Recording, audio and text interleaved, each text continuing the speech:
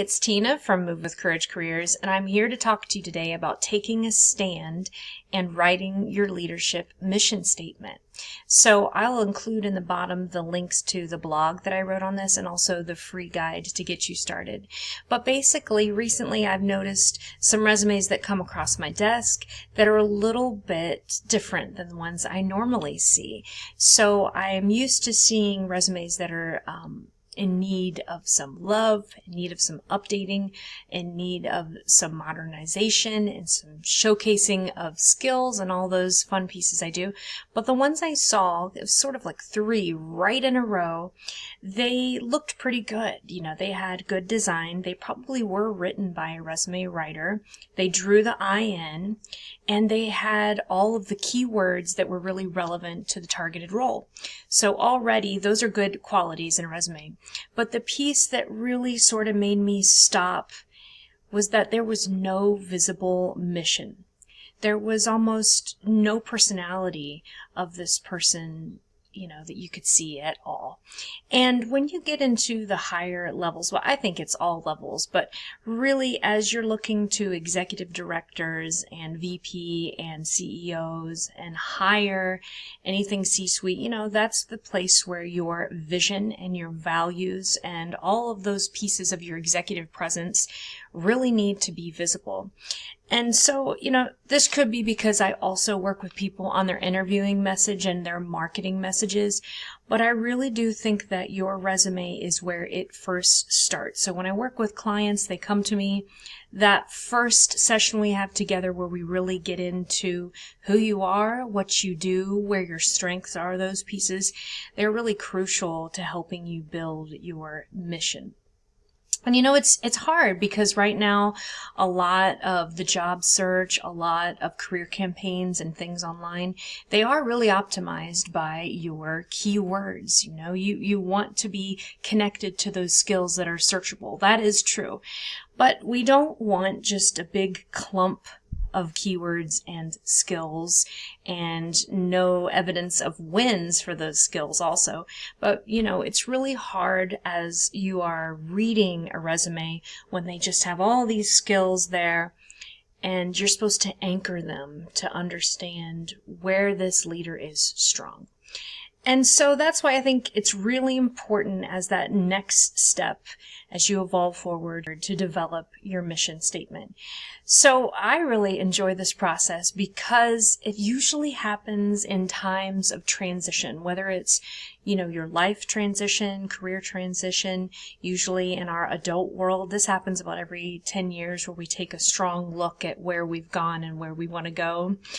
And it's really that moment of connecting into your inner leader, your inner compass, the part of you that holds the vision for where you want your whole life to go, the part of you that sees possibility, and the part of you that kind of encourages yourself as you move forward because it has the long range view of your life. It can see both where you've gone, what you have been capable of, and also what is possible on the horizon. A lot of what you do for your organizations, right? Forecasting, future casting, what could be possible. It's the same that you should do for yourself. And the best part is if you can really weave this in to your lived values, your professional presence, and this is usually a good time to update those pieces to make sure they're all in alignment. Sometimes we get into habits of being in the workplace or at home as well that don't always line up with what we believe or what we feel. And that is where we get those clashes. Sometimes too, it can look like your role expects something different than, you know, who you've evolved into and who you've grown into. And so just as a career vision is important for this, your career mission is sort of the expression of your vision. And it's that way that you can really embrace what sets you apart and stand solidly in it. And that's a very sort of confronting thing to do, a very challenging thing to do, especially in the corporate world where there is sort of one, you know, very narrow version of what a leader looks like. But the strongest leaders do that. They lean into what sets them apart as their strength. And as we all know, whenever we are leaning into what brings us strength and what brings us flow and, energy and joy, that's when we're most successful. So when we think about this leader, when we think about the leader that you are, or maybe that you are starting to step into more, they really have a strong sense of their point of view. And, right now we're in a space where everyone's a thought leader, everyone has opinions, everyone has preferences, and that becomes the basis for their content or even for their platform or, per conversation. And it is important for you to have your own. And I know in some spaces it's important to not be too controversial or to not ruffle too many feathers, but there is a part of you that is an expert, that knows how to do your craft, and that maybe gets a little fired up when you see it done not as well. For example, me, I saw a beautiful resume from one of my competitors in front of me, but my heart ached because it was such a lost opportunity for the candidate, because their whole personality, their whole leadership, their whole vision of where they could go was completely vanillaed out and it was gone. So I got fired up about that, of course.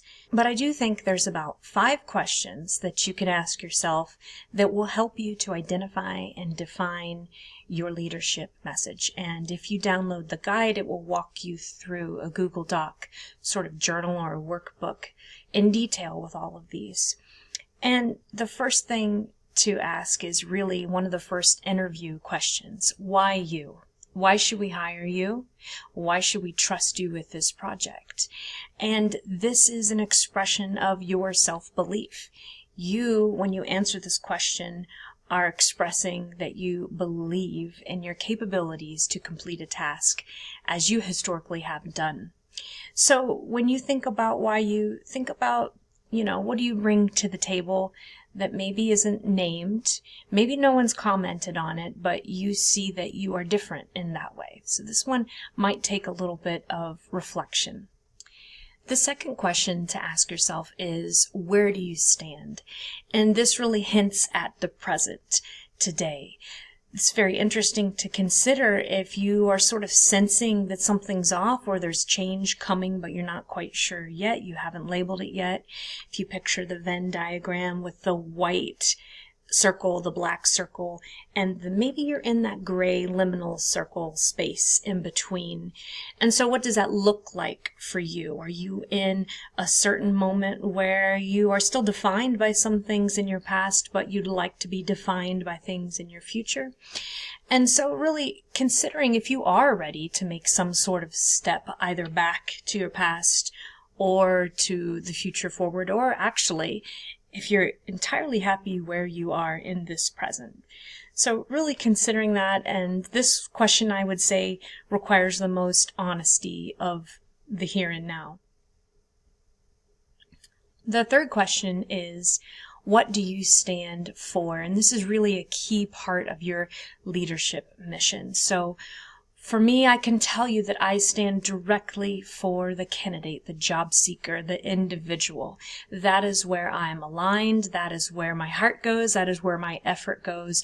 I want to propel someone that is kind-hearted and high-achieving into a position of power. That is everything that defines my business. So really thinking hard about what it is that you stand for. And sometimes this is harder than others because we're in a role that demands us to do things outside of our values. And so this question can really underline that for you if you are in a position that your values are being integrated and leaned upon, or maybe if there's some sort of clash where you do not fit the organization. So consider that. What is it that you stand for? And number 4, sometimes this is easier to answer than number 3, which is what you won't stand for. A lot of times people can say, you know what, I don't want that. I don't want to do that. A lot easier than they can say, I do want this. And, if you think about those maybe competitors or colleagues that you have, if you've watched them doing that process or maybe that technique or that philosophy that actually maybe causes harm or creates more work or maybe is trending but not based on solid research, you may have a strong opinion on that, and that may be a piece of what you will not stand for. And sometimes maybe it does seem negative, but sometimes it is true. It's easier to define yourself by your no, what line you won't cross, rather than your yes. And, from there always you can jump to what would be the better option, which would propel you back to what you do stand for. Finally, number 5, what is it that you're part of? And we are in a moment where it does seem that we are isolated from each other, but the truth is we are all connected in networks that we don't even realize yet. And your past, all of these different sort of places that you traveled as you climbed up the ladder, the people you interacted with, all of those people contributed to who you are today in some way.